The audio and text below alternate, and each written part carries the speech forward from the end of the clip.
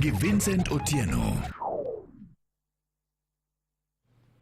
Ringre mar japuonj moro mane osedhi rutaya nyokwany machiegni gi Olalo ma Uyani mayudore e thim Jope sublocation e sub-county ma Uriri e kaunti ma Migori.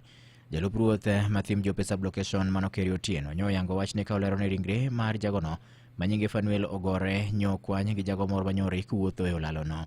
Ne bende owacho ni pok giyango gima ne okelo tho mar jagono, kata kamano chich nitie chal ka gima ne oula oywere nyaka Olalono, ka bende ne omedo ni nonro koro chak timo mar yango hiye gima dikel tho mar japuonjno. Jatend loch nangano ne owacho ni jalno ma bende wuok e gweng' ma Pith Kongoro ne onemo gik odiochieng' manyocha motelo ne biro kwanyo ringrene e bath aora Uyani machiegni gi Olalono. Ringreno ne ogol mochiwo tere kar kano ringre ma jomotho ka koro rito timne bero.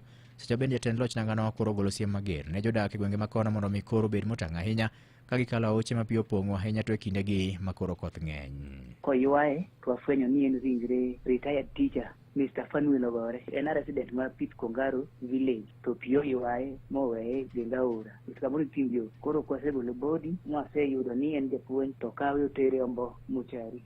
Japuonj en retired teacher. Koro wach ma adwa wacho ne jopiny ndalo koth ni gibed ka gitang' kik giyor pi ka pi osepo. Onego bed ni ng'ato buok ma pi koko kalo to kwang'e gimotimore momiyo nyaka japuonj otho nyaka kanyo, to bata aora nosebedo ka ywa ji. Ka pod wan mana gwenge ma thim Jope sublocation kono en ni dhok ariyo ma yande ne okwal e gweng' ma thim Jope sublocation ma yudore sub-county ma Uriri e kaunti ma Migori